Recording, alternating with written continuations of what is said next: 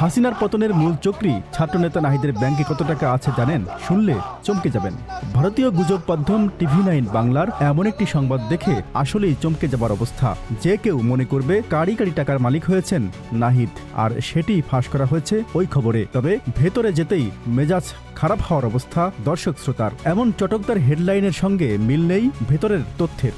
উপদেষ্টা পদ থেকে পদত্যাগের পর নিজের ফেসবুকে একটি পোস্ট করেন নাহিদ ইসলাম। তিনি বলেন, 21 আগস্ট উপদেষ্টা পদে দায়িত্ব পালনের জন্য সম্মানী গ্রহণের লক্ষ্যে সরকারিভাবে সোনালী ব্যাংকে একটি অ্যাকাউন্ট খুলি। ওই অ্যাকাউন্টে 26 ফেব্রুয়ারি 2025 পর্যন্ত 10,06,886 টাকা জমা হয়েছে এবং 9,96,188 টাকা উত্তোলন করা হয়েছে। এইটুকু তথ্য দিয়েই শেষ করা হয়েছে TV9 বাংলার ওই প্রতিবেদনটি।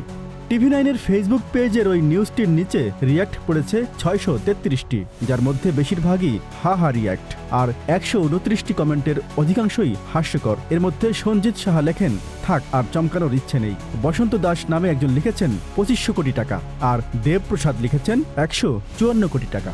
সম্রাট ভাই নামের এক ব্যক্তি লিখেছেন, গুজব লীগের দায়িত্ব পালন করছে এখন TV9 বাংলা, এগুলো জনগণ আর খায় না। এছাড়া অন্যান্যদের কমেন্টও গুজব মিডিয়ার এমন খবর ভারত এবং ভারতীয়দের পুরো বিশ্বের কাছে হেয় করছে বলে এমনটাই বলা হচ্ছে। Z news, Dhaka.